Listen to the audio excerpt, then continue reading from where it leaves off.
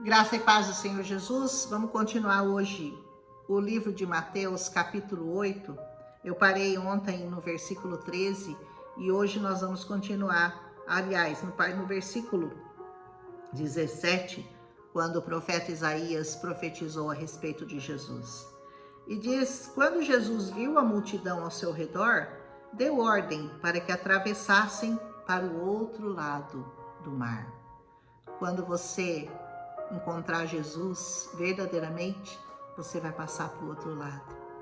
Nós temos dois lados para viver nessa terra. Nós temos o lado que é sem Jesus e um lado que é com Jesus. Talvez Jesus peça para você, atravesse e vá viver do outro lado, porque é lá que o Senhor Jesus está e nós temos que estar aonde Ele está. Aleluia! Então o mestre da lei se aproximou e disse: mestre, olha que beleza que ele era, né? Eu te seguirei por onde quer que fores. Não tem muita gente que fala isso da boca para fora? Eu sigo Jesus, aonde quer que ele vá, eu estarei. E o Senhor Jesus lhe respondeu: até as raposas têm suas tocas, as aves do céu têm seus ninhos, mas o Filho do Homem não tem onde repousar a cabeça. Ele sabia muito bem a obra que ele estava fazendo. Ele sabia muito bem aonde que ele estava se metendo.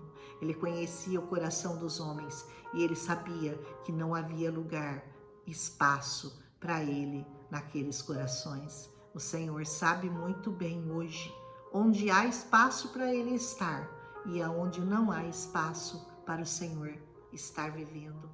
Dê espaço para o Senhor Jesus. Deseje verdadeiramente que Ele esteja no seu coração. Pague o preço que for.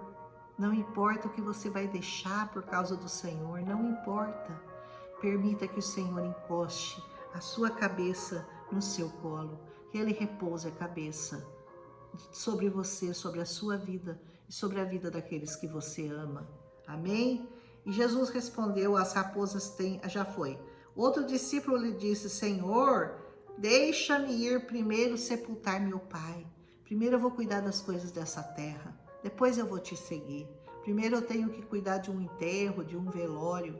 Deixa primeiro eu cuidar das minhas coisas aqui na terra. Depois eu te sigo. Mas o Senhor lhe disse: segue-me e deixe que os mortos sepultem os seus mortos. De que mortos o Jesus está falando? Dos mortos que estão mortos espiritualmente. Se você teve um vislumbre de Jesus na sua vida, não siga mais mortos. Não vá enterrar mortos. Não queira andar com mortos.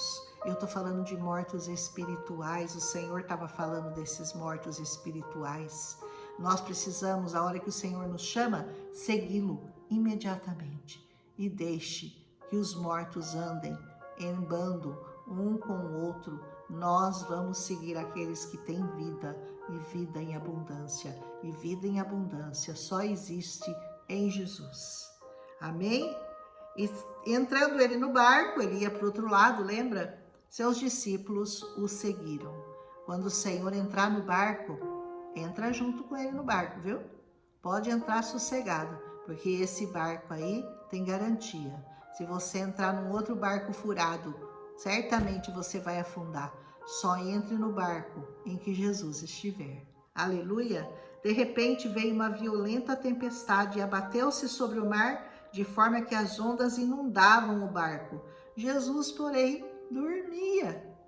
Você já imaginou? Você já viu uma tempestade em alto mar? Como é que é? Gente, o negócio é pegada. Às vezes até quando o mar está um pouquinho bravo, o barco já fica impossível de você ficar dentro. E Jesus, olha a tranquilidade, ele estava dormindo. Jesus estava dormindo, porque ele sabia muito bem o que ele podia fazer e o que ele pode fazer no meio de uma grande tempestade. Aí os discípulos o acordaram, chamam: Senhor, Senhor, salva-nos, nós vamos morrer. Aí ele disse: por que vocês estão com medo, homens de pequena fé? Então ele se levantou, repreendeu os ventos e o mar e fez-se uma completa bonança. Qual é o seu medo? Qual é a sua tempestade? Que tempestade que você acha que Jesus não pode acalmar na sua vida? O que você acha? Se você entrou no barco com ele, não pense que ele não pode acalmar a tempestade, porque ele pode acalmar qualquer tempestade. Vai lá, acorda ele, chama ele, clama, fala: Senhor, acorda, eu estou perecendo. Olha aqui, Senhor, cuida dessa tempestade. E numa palavra o Senhor vai acalmar a tempestade que está vindo sobre a sua vida. Não temas. Não tenha uma pequena fé. O Senhor é maior do que tudo o que você possa imaginar nessa terra. Ele pode te curar, Ele pode te salvar, Ele pode acalmar as tempestades da sua vida. Ele só quer uma coisa, Ele quer que você confie nele. Você não convidou Ele para estar no barco? Você não entrou no barco com Ele? Então saiba que esse barco não vai afundar. Não vai perecer, a sua vida está nas mãos do Senhor e Ele tem total controle sobre todas as tempestades do mar. Eu já falei isso uma vez para vocês e vou falar de novo, talvez você não tenha assistido o capítulo, de uma situação que eu pedi para Deus mudar, mas que dependia do coração da pessoa. E eu falei para o Senhor, Senhor, o Senhor conseguiu até acalmar a tempestade do mar e o Senhor não vai mudar esse coração? E o Senhor me respondeu de uma maneira muito bonita, Ele disse: a tempestade me obedece, os ventos me obedecem, as ondas do mar me obedecem, mas o homem tem livre-arbítrio. O homem pode decidir se ele quer ou não seguir a Jesus. Você pode desejar ou não que Jesus acalme a sua tempestade. E isso é uma coisa que o Senhor Jesus não vai tirar de você. Ele não quer que você seja um robô, Ele quer que você o obedeça e você o siga em espírito e em verdade, mas que você faça isso desejando. Tem que ser uma decisão sua, você tem que querer estar no barco, você tem que querer que Jesus acalme a tempestade. Ele não vai dar ordens ao mar, Ele não vai dar ordens a nenhuma tempestade, se o seu coração não desejar que Ele assim o faça. Amém? Os homens ficaram perplexos e perguntaram: quem é esse que até os ventos e o mar lhe obedecem? Quem é esse? Essa pergunta até hoje muitas pessoas estão fazendo. Quem é esse que até vento e mar obedece? Saiba que esse é o seu Deus, esse é o seu Senhor, esse é o que pode fazer maravilhas na sua vida, mas a sua parte você vai fazer, Ele não vai fazer por você. Você tem que buscá-lo, você tem que confiar nele, você tem que entrar no barco com ele, você tem que fazer aquilo que ele pede para você, que você faça, e você seja obediente, e obediência até a morte, obediência total, obediência a essa palavra, obediência aos princípios dessa palavra. Caso contrário, o Senhor não vai interferir na sua vida. Aleluia! Quando ele chegou do outro lado, na região dos Gadarenos, eles foram ao encontro dos 2 endemoniados que vinham dos sepulcros. São 2 criaturas que dormiam dentro do cemitério, dentro do sepulcro do cemitério, totalmente endemoniado.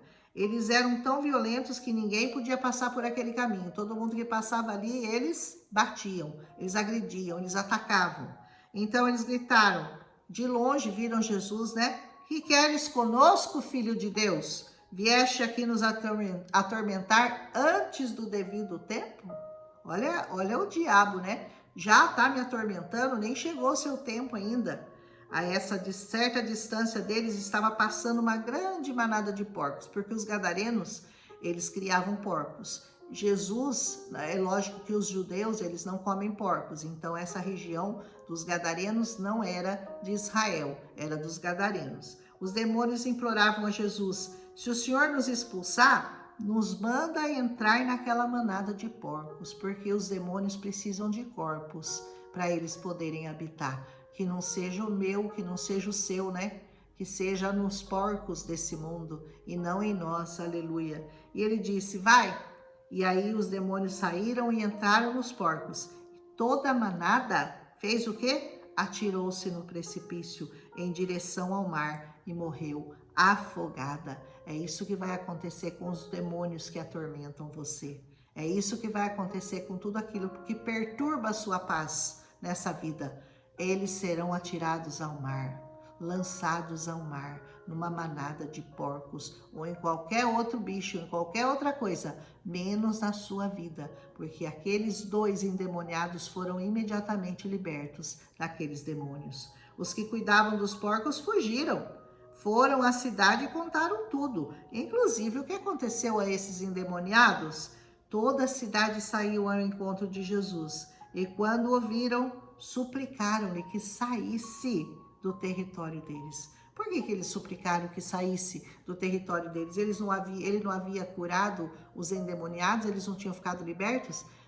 Mas Jesus tinha dado um prejuízo para eles, porque aquela manada de porcos era o sustento deles. Eles viviam daquilo, eles criavam porcos para poder comer, e eles acharam que era demais para eles ter Jesus cuidando deles e tirando, no caso, o pão deles.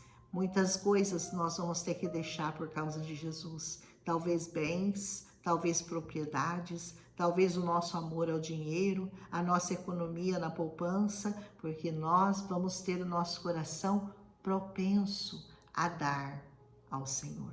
E isso não é uma coisa que venha de nós, ou que o Senhor nos peça. Nós fazemos isso com o coração aberto, nós fazemos isso porque nós amamos ao Senhor e não amamos mais as coisas dessa terra. Mas aquele povo ainda não entendia. Fala, nossa, ele está aqui, vai nos dar prejuízo. Saiba que o Senhor não dá prejuízo para você. Ele só traz para você bênçãos sem medida, se você aprender a confiar nele. Os demônios serão expulsos, as tempestades cessarão, mas você tem que pagar o preço. E o preço é você se entregar. E você entregar tudo o que você é e tudo o que você tem nas mãos do Senhor. Porque verdadeiramente Ele pode cuidar de você, mas você precisa acreditar nisso. Você não pode agir como uma pessoa de pequena fé. Você tem que ter muita fé no Senhor. E é essa fé que eu creio que o Senhor está colocando no seu coração. Porque se você está gastando o seu tempo, ou melhor, ganhando o seu tempo, ouvindo essa palavra, é porque o Senhor tem uma obra na sua vida. E aquele que começa a boa obra, certamente Ele completará. Aleluia! Um abraço e nós terminamos. E amanhã nós teremos Mateus capítulo 9. Um abraço em Cristo Jesus.